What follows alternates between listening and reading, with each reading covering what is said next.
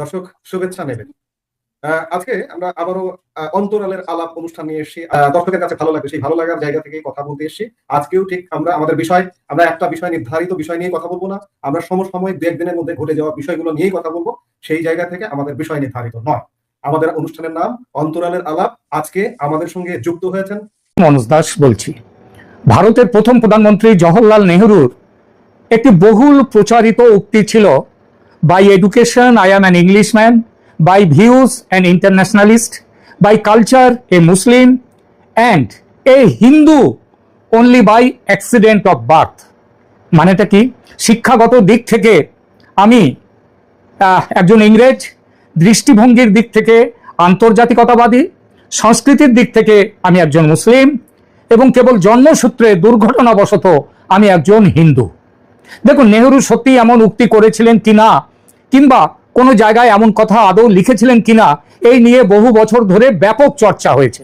2018 সালে বিখ্যাত পত্রিকা ডেকান হেরাল্ড একটি নিবন্ধে উক্তিটি নেহরু করেছিলেন বলে উল্লেখ করেন। এই নিয়ে খুব আলোড়ন হয়েছিল তখন।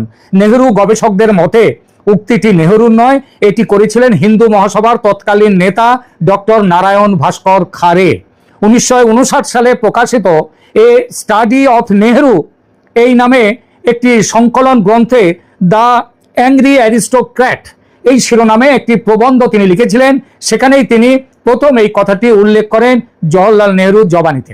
তবে উক্তিটি নেহরু সত্যি করেছিলেন নাকি তার রাজনৈতিক দর্শন নিয়ে সমালোচনা করতে গিয়ে হিন্দু মহাসভার নেতা এই মন্তব্য করেন, সেটা পাশ কাটিয়ে বলা যায় নেহরুর চরিত্র ও মানসিকতা দারুণ বাস্তবভাবে ফুটে উঠেছে এই উক্তিটির মধ্য দিয়ে। শুধু গান্ধী বা নেহরু নন, কংগ্রেসের রাজনৈতিক দর্শন ছিল শিক্ষায় ইংরেজ, দৃষ্টিভঙ্গিতে আন্তর্জাতিক, সংস্কৃতিতে মুসলিম এবং দুর্ঘটনার ফলে হিন্দু হিসেবে জন্ম নেয়া। অর্থাৎ হিন্দু হিসেবে জন্ম নেয়াটা পাপ, দুর্ঘটনা। এর ফল কি হয়েছিল স্বাধীন ভারতে? ধর্মের কারণে দেশভাগ হয়ে ভারত আর পাকিস্তান রাষ্ট্রের জন্ম হলেও পাকিস্তান হয়ে গেল প্রায় অদৃশ্য বা হিন্দু শূন্য হয়ে গেল। আর ভারতের মুসলমানরা আরো দৃশ্যমান হতে শুরু করলো, সংখ্যায় ডবল হয়ে গেল তারা। স্বাধীনতার 4 বছর পর 1951 সালে পূর্ব পাকিস্তানে হিন্দু ছিল প্রায় 30%। আজ সেখানে হিন্দু নেমে এসেছে 8%। কারণ সংখ্যাগরিষ্ঠ মুসলিমদের অতিরিক্ত ভালোবাসা সহ্য করতে না পেরে তারা দেশ ছেড়ে, সবকিছু ছেড়ে পালিয়ে আসতে বাধ্য হয়েছে উদ্বাস্তু হয়ে ভারতে। আর পশ্চিমবঙ্গে উল্টো ছবিটা দেখুন। 1951 সালের 18% মুসলিম, 2011 সালের সেন্সাসে হয়েছে 30%। 2021-এর সেন্সাস রেজাল্ট এখনো বেরোয়নি, তবে আন্দাজ মোটামুটি 34% হয়ে গেছে তারা পশ্চিমবঙ্গে। আর 2026 যদি ধরা হয়, সংখ্যাটা পৌঁছে যাবে 35 থেকে 36%। তার বেশি হলেও কেউ অবাক হবেন না। বাংলাদেশের সোশ্যাল মিডিয়া ফলো করলে দেখবেন ভারতে মুসলমানদের উপর কি ভয়ঙ্কর অত্যাচার চলছে। এমনকি শুভেন্দু অধিকারীর বিজেপি সরকার আসার পরে কত মুসলিম নিহত হয়েছে এবং কত মসজিদ ভাঙা হয়েছে তারও হিসেব পাবেন বাংলাদেশে।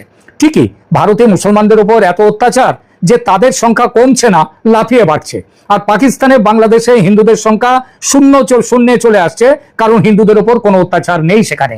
মুসলমানদের ভালোবাসায় তারা সব ছেড়ে ছুড়ে পালাচ্ছে, তাই না? যে প্রসঙ্গে নিয়ে এলাম এই কথা, সেখানে যাই। 1952 সালে ভোট শুরু হওয়ার সময় থেকেই ইসলামী সংস্কৃতির বড় প্রেমিক কংগ্রেস টার্গেট করে রেখেছে মুসলিম ভোট। হিন্দু ভোট তো এমনিই আসবে, তার জন্য চিন্তা কি?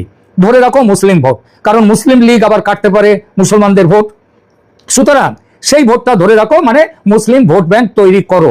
সেইটা 1952 সাল থেকেই শুরু হয়ে গেছে। সারা ভারতেই এই মুসলিম ভোট ব্যাংক ধরার খেলা ছিল, তবে খেলাটা ভীষণ বেশি ছিল পশ্চিমবঙ্গে, কারণ মুসলিমদের সংখ্যা এই রাজ্যে যথেষ্ট ছিল। এমনকি 1947-এর দেশভাগের পর বেশ কিছু মুসলিম এদেশ ছেড়ে পাকিস্তানে, মানে পূর্ব পাকিস্তান বা পশ্চিম পাকিস্তানে চলে যাওয়ার পরেও তারা আবার ফিরে এসেছিল। এর যথেষ্ট প্রমাণ আছে, ইতিহাস ঘাঁটলে পেয়ে যাবে। কিন্তু হিন্দুরা একবার ওদেশ ছেড়ে চলে আসার পর আবার ফিরে গেছে, এমন কোনো প্রমাণ পাবেন না।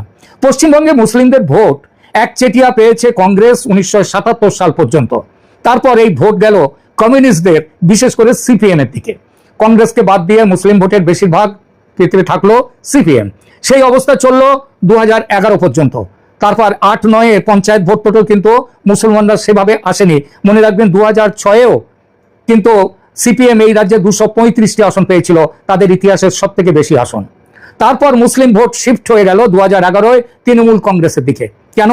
সৌজন্যে রিজওয়ানুর রহমানের সন্দিগ্ধ অবস্থায় হত্যাকাণ্ড বা মৃত্যু এবং মুসলিম প্রধান নন্দীগ্রামে বাম সরকারের জমি অধিগ্রহণ। দেখুন, সিঙ্গুরে কিছু করতে পারেনি কিন্তু মমতা বন্দ্যোপাধ্যায়। নন্দীগ্রাম ছিল বামফ্রন্টের, সিপিএম এর, সেটাই হলো নেমেসিস তাদের, সেখানেই পতন। গত 15 বছর মুসলমানরা তৃণমূলের পক্ষে।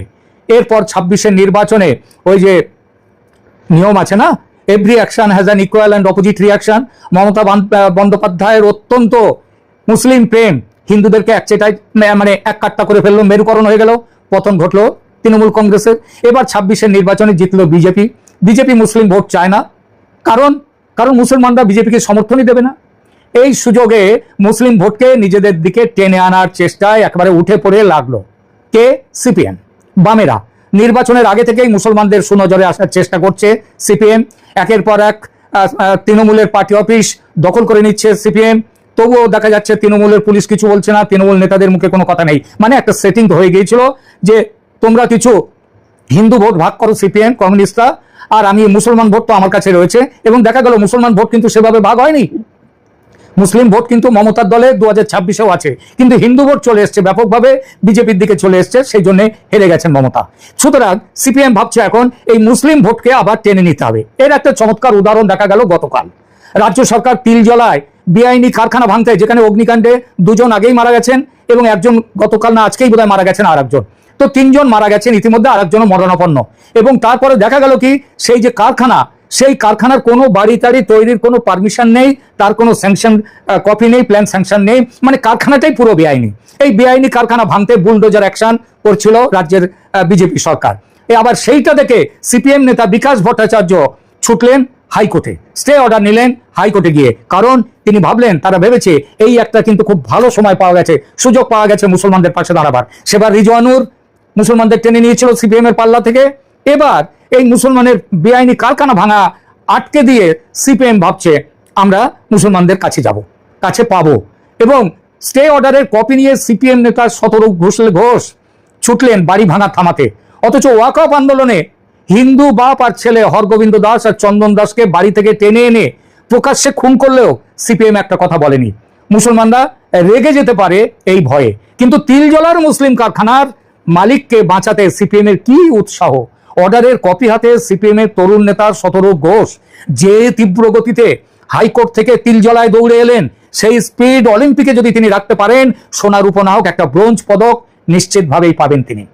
1947 থেকে 77 টানা 3 দশক এই প্রেম ছিল মুসলমানদের কংগ্রেসের সঙ্গে। নেহেরু সিদ্ধার্থ শঙ্কর রায়ের জমানায় কংগ্রেস ভাবতো এই ভোট তো তাদের পৈতৃক সম্পত্তি।